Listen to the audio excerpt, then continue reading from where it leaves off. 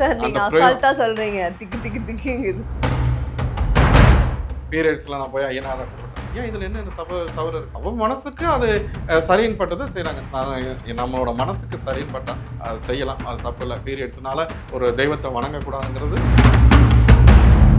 சில குழந்தைங்க மூளை வளர்ச்சி கம்மியா பிறக்கிறது, சில குழந்தைங்க வந்து மாற்றுத்திறனாளியா பிறக்கிறது, காலம் காலமா செஞ்ச நம்முடைய பாவத்தினுடைய கர்மாவினாலா இந்த குழந்தைங்க இப்படி பிறக்குது. ஒருத்தன் செய்யற பாவம் அவன் பிள்ளைகளை தாக்குமா அப்படின்னாக்கா கண்டிப்பா தாக்கும். இப்போ நம்ம கேப்டன் விஜயகாந்த் எடுத்துக்கோமே, இப்போ இவரோட ஆன்மாவை பற்றி பலரும் பல கருத்து சொல்லிட்டு இருந்தாங்க. அவர் வந்து அடுத்து உங்கள் குடும்பத்தில் வாரிசா பிறக்க மாட்டார், அதுக்கு 100% வாய்ப்பே கிடையாது. அதாவது ஒரு மாந்திரிகன்னா அதை சுடுகாடுங்கிற மாதிரி ஒரு பிம்பத்தை உருவாக்கிட்டாங்க. சுடுகாட்டில் பண்ணால் அந்த வேலை நடக்குமானா கண்டிப்பாக காட்டு இருக்கோ இல்லை அங்கே இருக்க ஒரு துரு ஆன்மாவுக்கும் ஒரு படையில் போட்டு இந்த காரியத்தை போய் செஞ்சுட்டு வா அப்படின்னாக்கா செய்யும். ஏன்னா முதல்ல எல்லாம் வந்து புதைப்பாங்க அல்லது எரிச்சாலும் அந்த எலும்பெல்லாம் கிடைக்கும். இப்போ மிஷின்ல கொடுத்துட்றாங்கல்ல, அந்த சாம்பலை வச்சு பண்ணுவீங்களா? இல்லை, மிஷினில் கொடுக்குற அந்த சாம்பலுக்கு அவ்வளோ வேல்யூவே கிடையாது.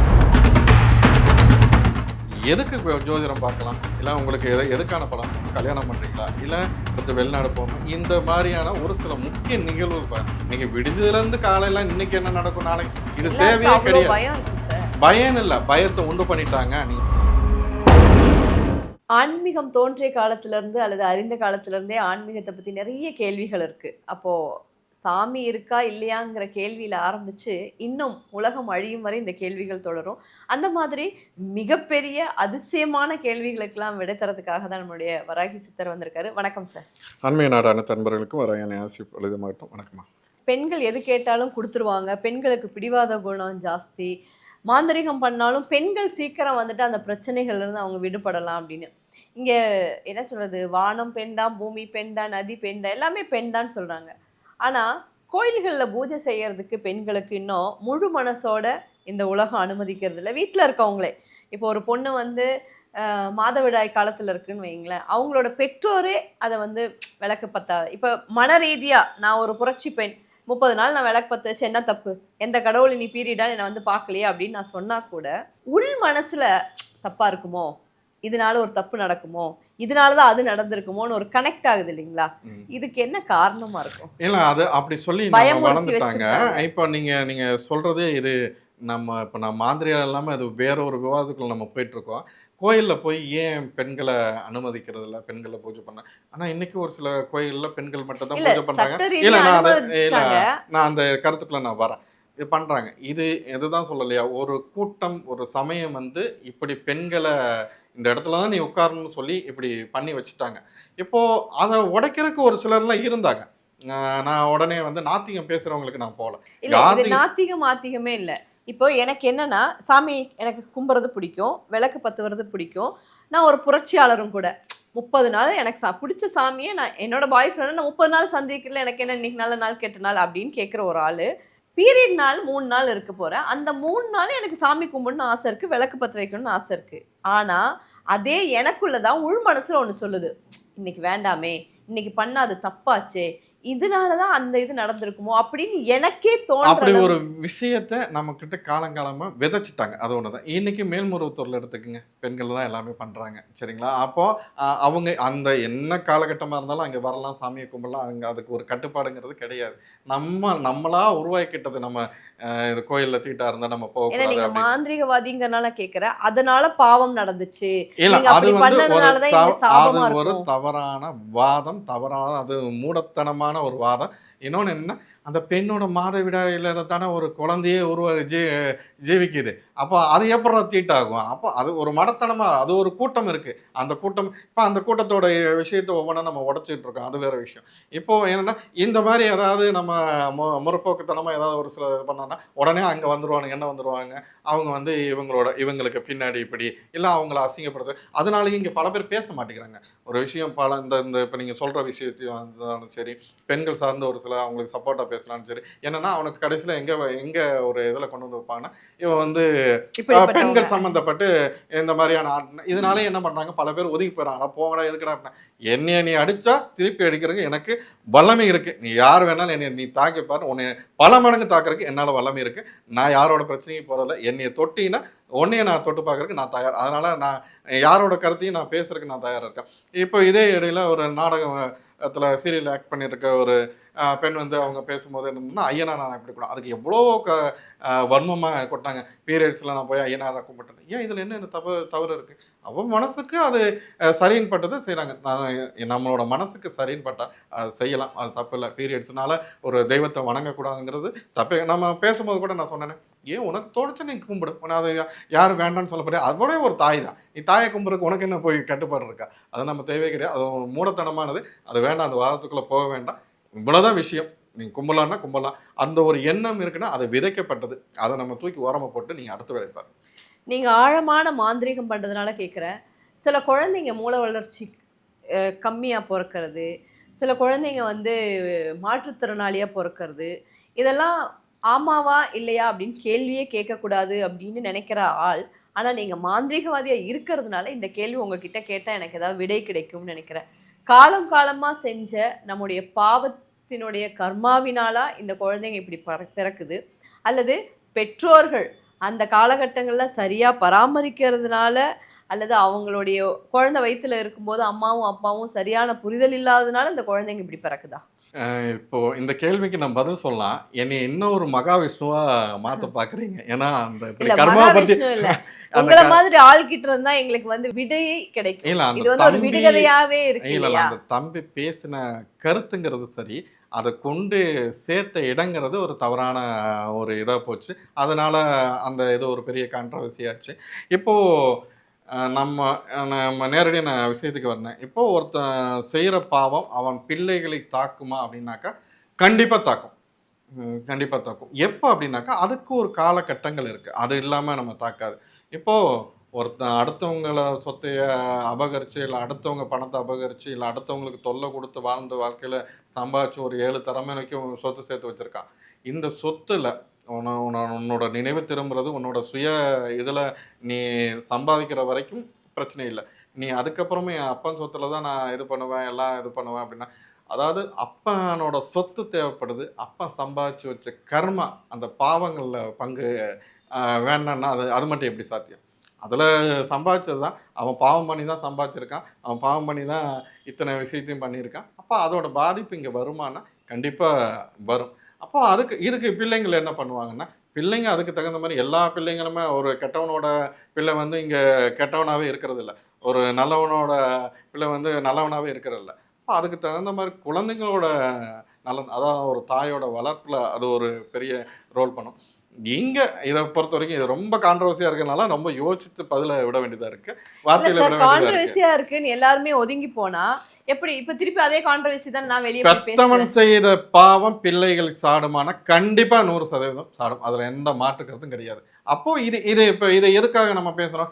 நீ நீ நீ 1000 தப்பு பண்ணி நீ ஒரு சொத்த நீ சேர்த்து வச்சாலும், அதுக்கு உண்டான தண்டனை உனக்கு கிடைக்குமானா, இப்போ ₹100,00,00,000 நீ சொத்த சேர்த்து வச்சிருக்க. இன்னைக்கு இதே சென்னையில 1000 கோடிக்கு அளவுக்கு சொத்த சேர்த்து வச்ச ஒருத்தருக்கு, அவரோட பையன், ஒரே ஒரு பையன். ஆ பல தலைமுறைக்கு உண்டான சொத்து சேர்த்து வச்சது இன்னைக்கு இல்ல. அத பார்த்தா அந்த அம்மா இறந்து போச்சு. வீட்டுக்கார அம்மா இறந்து போச்சு. இப்போ இந்த ஆளு நிற்கதியா நிக்கிறாரு. இப்ப என்ன பண்ண இத்தன சொத்து வச்சு என்ன பண்றது? இப்ப திருவண்ணாமலையில அன்னதானம் போட்டுட்டு என்னோட வாழ்க்கை நான் எல்லாத்தையும் நான் பண்ண தப்பு அப்படின்னா, அப்ப நம்மளோட கர்மம் நம்மள தாக்கும்னா தாக்கும். அதுக்காக அவன் ஆக்சிடென்ட் ஆகி இறந்துட்டாங்கிறதுனால அது ஒரு இதுன்னு சொல்ல. இந்த மாரியான ஒரு சில விஷயங்கள் நடக்குதான்னா கண்டிப்பா. நம்ம புரிஞ்சுக்கணும். அப்ப தப்பு பண்றதுக்கு யோசனை வரும். அந்த யோசனை இல்லாம பண்ற தப்பு தான் நாளைக்கு நமக்கு அத கட்டற்று போய் ஒரு காட்டு மிராண்டித்தனமா இருக்கிறது. தப்பு செய்தா கண்டிப்பா தண்டனை உண்டு. உப்பு தின்னவன் தண்ணி குடித்தே தீரணும். அதுல எந்த மாற்று கருத்தும் கிடையாது. அதனால பாவம் செய்யறது இன்னைக்கு வேணா நல்லா இருக்கலாம். நாளைக்கு காலத்துக்கும் மரண வேதனை படுற அளவுக்கு உங்களுக்கு உண்டான தண்டனைங்கிறது இருக்கும். அது கண் எதிரா, அதாவது நீ யாருக்கு பண்ணியோ அவங்க எதிராவே நீ அதை அனுபவிக்கிறதுக்கு உண்டான சூழ்நிலை வரும். அதுல எந்த மாற்று கருத்து இல்ல. சார் நான் எங்கேயோ படிச்சேன். புல் பூண்டா இருக்கிறதுக்கெல்லாம் வந்து ரொம்ப பாவம் செஞ்சிருக்கணும். அதெல்லாம் ஆதி உயிர்கள். நீ மனுஷனா பொறந்துட்ட. இதுக்கப்புறம் உனக்கு ஜென்மமே இருக்காது. ஏன்னா நீ எல்லா பாவத்தையும், கர்மாவையும் தீர்க்கறதுக்கு தான் மனித உருவத்துல பிறந்திருக்க அப்படின்னு சொல்றாங்க. அது உண்மையா? இல்ல மனித உருவம் தான் பாவப்பட்ட இது. சரிங்களா? புல்லு பூண்டு கூட இத பண்ணுது. இருக்கிறதுலே பாவப்பட, அதாவது ரொம்ப ஏன்னா கொடுமையா. மனுஷனா பொறந்துட்டா இனி அதுக்கு அடுத்து ஜென்மம் நமக்கு கிடையாது. இனி உன்னோட எல்லா கர்மாவையும் நீங்க தீர்த்துட்டு தான் போகணும்னு சொல்றாங்க. அது எந்த அளவுக்குன்னு எனக்கு தெரியல. அதாவது இங்க என்னன்னா, மறுபிறவி இருக்காங்கிற ஒரு விஷயத்துக்குள்ள வருது. மறுபிறவினா யாருக்கு இருக்கும்? இப்ப மனிதர்களா வாழ்றோம். நமக்கு மறுபிறவி ஒண்ணுன்னு இருக்கா அப்படின்னாக்கா, கண்டிப்பா மறுபிறவின்னு ஒண்ணு இருக்கு. அதாவது மறுபிறவின்னா என்ன? நம்ம இப்ப இந்த உடம்புங்கிறது ஒரு மிஷின். இது ஒரு கூடு அவ்வளோதான். நம்ம ஆன்மாங்கிற ஒரு விஷயம் இங்க இருக்கு. இந்த ஆன்மா தான் இப்போ ஒரு ஒரு கல்யாணம்னு ஒரு ஒரு குடும்பத்துக்கு நான் அந்த ஜாதகத்த எடுத்துட்டு போம்போதே, அப்பவே அந்த குடும்பத்துக்கான வாரிசுக்கான ஆன்மா தயாராயிரும். நீங்க அந்த ஜாதகத்த தூக்கும்போதே, அந்த குடும்பத்துக்கான ஒரு ஆன்மாங்கிறது தயாராயிரும். இந்த ஆன்மாவ பார்த்தீங்கன்னாக்கா, நீ வாழுங்காலத்துல நீ நல்லது பண்ணியிருந்தீன்னா, நான் நான் 4 பேருக்கு நல்லவனா இருந்திருந்தீன்னா, உன்னோட அடுத்த அந்த ஆன்மாங்கிறது, அடுத்த பிறவிங்கிறது ஒரு நல்ல இடத்துல, நல்ல வாழ்க்கைய அது வாழும். இப்போ ஒரு சிலர் வந்து சொல்லுவாங்க. இப்போ நம்ம கேப்டன் விஜயகாந்த் எடுத்துக்குவோமே. இப்போ இவரோட ஆன்மாவ பத்தி பலரும் பல கருத்து சொல்லிட்டு இருந்தாங்க. அவர் வந்து அடுத்து அவங்க குடும்பத்துல வாரிசா பொறப்பாங்க. அடுத்து வாரிசா பொறந்து இவங்க குடும்பத்துல ஒரு இதா இருப்பாரு அப்படிங்கிற மாரி 1000 கருத்து சொன்னாங்க. கேப்டன் குடும்பத்துக்கு நான் பலமுறை சொன்னது என்னன்னா, அவர் வந்து அடுத்து உங்க குடும்பத்துல வாரிசா பிறக்க மாட்டார். அதுக்கு 100% வாய்ப்பே கிடையாது. என்ன காரணம் அப்படின்னா, அவரோட ஆன்மாங்கிறது ஒரு புண்ணிய ஆத்மா. இப்போ பவதாரணி எடுத்துக்கிடலாம். இந்த மாரி புண்ணிய ஆத்மாங்கிறது ஆத்மாக்கள்லாம் ஒரு சில துராத்மா, புண்ணிய ஆத்மா அந்த மாரி இருக்கும். இந்த புண்ணிய ஆத்மாங்கிறது என்ன ஆகும்னா, தெய்வ நிலையை அடையும். தெய்வம் என்ன, இப்போ நான் முன்னமே நான் குறிப்பிட்டேன் இல்லையா? நமக்காக வாழ்ந்து, நமக்காக யார் ஒருத்தங்க தியாகம் செய்றாங்களோ, அவங்க இதில தான் நம்ம வந்து முன்னோர் வழிபாடு, இந்த குலதெய்வ வழிபாட நம்ம கொண்டு வரோம். இப்போ இந்த கேப்டன பொறுத்தவரைக்கும், விஜயகாந்த பொறுத்தவரைக்கும், அந்த குடும்பத்துக்கான தெய்வம். உன்னை அத பண்ணு. எனக்கு ஒரு நல்லது கெட்டது உனக்கு ஒரு ஒரு கெடுதல் நடக்குதுன்னா கூட அந்த இடத்துல வந்து தடுத்து நிறுத்துவார். அந்த அந்த மாரியாக்க சிலர் வந்து புண்ணிய ஆத்மாக்கள் இருக்கும். இந்த இந்த நிலைப்பாடு. இப்ப நம்ம வாழும் காலங்கள்ல நம்ம என்ன பண்றோமோ, அதை சார்ந்து தான் நம்மளோட ஆன்மாங்கிறது அடுத்த நிலையை அடையும். இங்க வாழும்போது எல்லாம் பண்றதெல்லாம் பண்ணிட்டு, நான் இறந்ததுக்கப்புறம் இதோட நம்ம அடுத்த கிடையவே கிடையாது. அடுத்த பிறவின்னு ஒண்ணு இருக்கும். இத விட நரகமா இருக்கும். அதுல எந்த மாற்று கருத்தும் கிடையாது. நான் இப்ப ஆன்மா கூட டிராவல் பண்ணவன். ஆன்மாவ கட்டுப்பாட்டுல வைக்கணுங்கிற அ வழிமுறை எனக்கு தெரியும். இப்போ ஒரு மாந்திரிகனுக்கு என்ன? ஒரு தெய்வத்த சித்தி பண்ணி வச்சுக்க தெரியும். தெய்வத்த வச்சு வேலை வாங்க தெரியும். அதே போல ஒரு ஆன்மாவ கட்டுப்படுத்த தெரியும். ஒரு ஆன்மாவ வச்சு வேலை வாங்க தெரியும். இன்னைக்கும் ஒரு துர் சம்மந்தப்பட்ட வேலைகள், ஒரு துஷ்ட சம்மந்தப்பட்ட வேலைகள் செய்யணும்னா ஆன்மா தான் தேவைப்படும். அப்ப இந்த மாரியான ஆன்மாக்கள வச்சு தான் அந்த மாரியான வேலை செய்ற மாரி இருக்கும். அதனால நம்ம வாழும்போது எப்படி வாழ்றோங்கிறத பொறுத்து தான் நம்மளோட அடுத்த பிறவின்னு இருக்கும். அத புரிஞ்சுக்கணும். சார் நீங்க சுடுகாட்லயா, இடுகாட்லயா இந்த மாரி பரிகாரம்லாம் பண்றது? இல்ல இது சுடுகாட்லயா, இடுகாட்லயான்னா, கண்டிப்பா சுடுகாட்ல நீங்க இந்த வேலைகள் செஞ்சிருக்கீங்களா? அப்படின்னாக்கா, நான் சுடுகாட்ல அந்த வேலைகள் நான் செஞ்சிருக்கேன். எங்களையெல்லாம் கூட்டிட்டு போய் தான் பண்ணுவீங்களா? இல்ல நான் இப்போ நீங்களே பண்ணிடு மாந்திரிகன பொறுத்தவரைக்கும் சரிங்களா, அவன் எந்த இடத்துல உட்கார்ந்தாலும், எங்க உட்கார்ந்தாலும், அதுக்குன்னு ஒரு இடம் இருக்கு. நம்ம அந்த இடத்துல உட்கார்ந்து அவன் யாருக்காக உண்டான என்ன வேலைய செஞ்சாலும், அது கண்டிப்பா பலிதம் இருக்கும். இது சுடுகாட்ல உட்கார்ந்து தான் இன்னைக்கு அதாவது ஒரு மாந்திரிகன்னா, அத சுடுகாடுங்கிற மாரி ஒரு பிம்பத்த உருவாக்கிட்டாங்க. சுடுகாட்டுல பண்ணா அந்த வேலை நடக்குமான்னா, கண்டிப்பா. இப்ப நீங்க இங்கேருந்து திருச்சிக்கு போறதுக்கு, நீங்க நடந்து போறதுக்கும், ஒரு ஃப்ளைட்ல போறதுக்கும் வித்தியாசம் இருக்கு இல்லையா? அதே மாரி தான். இது வந்து மயானத்துல வச்சு ஒரு வேலை செய்றோம் அப்படின்னாக்கா, அங்க என்ன பண்ணுவாங்க? குருதி அபிஷேகம் பண்ணுவாங்க. இப்ப அங்க இருக்க ஒரு காட்டேரிக்கோ, இல்ல அங்க இருக்க ஒரு துர் ஆன்மாவுக்கோ, ஒரு படையல போட்டு இந்த காரியத்த போய் நீ செஞ்சுட்டு வா அப்படின்னாக்கா, செய்யும். அப்ப அதுக்காக அந்த வேலைய செய்வாங்க.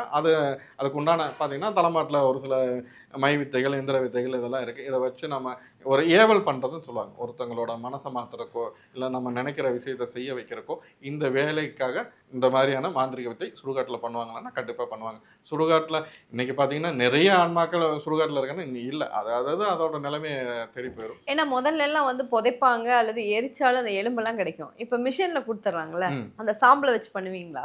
இல்ல மிஷின்ல குடுக்குற அந்த சாம்பலுக்கு அவ்வளோ வேல்யூவே கிடையாதுங்க. இப்போ இந்த எலக்ட்ரிக் சுடுகாடுல முதல்ல இப்போ இந்த போயிருச்சு. இப்பல்லாம் சுடுகாட்டு சார் அந்த நீங்க அசால்ட்டா சொல்றீங்க. திக்கு திக்கு திக்குங்குது. இல்ல சுடுகாட்டு பிரயோகங்கிறது இல்லாம போயிருச்சு. இப்போ முதல்ல பார்த்தீங்கன்னாக்கா, சுடுகாட்டுக்கு போனோம்னா, அங்க புதைகுழியில புதைச்சு வச்சிருப்பாங்க. அப்படி இல்ல அப்படின்னாக்கா என்ன பண்ணியிருப்பாங்க, எரிச்சிருப்பாங்க. இங்க எரிக்கும்போது தான் அந்த மாந்திரீகத்துக்கு ஒரு சில வேலைகள் செய்றவங்க ரொம்ப ஆக்ரோஷமா செய்யலாம். அதாவது அதுவும் துர்மரணம் அடைஞ்சு ஒருத்தங்கள கொண்டு வந்து எரிக்கிறாங்க பார்த்தீங்களா? அந்த நேரத்தில ஒரு சில வேலைகள செஞ்சாக்கா, உடனே அதுக்கு உண்டான பலனுங்கிறது ஈஸியா கிடைக்கும். இப்ப இந்த மாரியான வேலைகள்லாம் செய்வாங்களான்னா செய்வாங்க. செஞ்சுட்டு தான் இருக்காங்க. ஆனா, இன்னைக்கு அந்த நிலைமைங்கிறது மாறிருச்சு. எலக்ட்ரிக் சுடுகாடு வந்ததுனால, அதுக்கான எந்த ஒரு இதுவும் இல்ல. அந்த எலக்ட்ரிக் இது வெறும் ஒரு இது தானே. இந்த நம்ம உடம்பு தானே, கூடு தானே, இந்த கூட்டோட சாம்பலை வச்சு ஒன்றும் பண்ண போகிறது கிடையாது. இது அந்த சுடுகாட்டில் எரிச்ச அந்த விறகால எரிச்ச பிணத்துக்கு எல்லாம் அந்த சாம்பலுக்கு வேல்யூ இருக்கா, அது கெடுதல் பண்ணணுமா நல்லது பண்ணுமானா கண்டிப்பாக அது மூலியமாக பண்ணலாம். அதுக்காண்டி எல்லாரும் சுடுகாட்டு சாம்பலை எடுத்து சுத்த வேண்டாம்.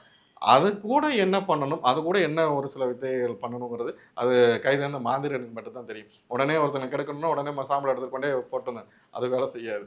அது கூட என்ன பண்ணுனா கூட அது வேலை செய்யுங்கிறது ஒரு சில வித்தைகள்லாம் இருக்கு. ஆனால் இதெல்லாம் இருக்காங்கிற புரிதலுக்காக சொல்கிறேன், கண்டிப்பாக இருக்கு. பொதுவாக கழுத்தில் இந்த எலும்புக்கூடு மாட்டுறது, அதுக்கப்புறம் பல்லெல்லாம் மாட்டுறது, இதெல்லாம் கழுத்தில் காதுல எல்லாம் மாட்டிட்டு நடப்பாங்க இல்லையா?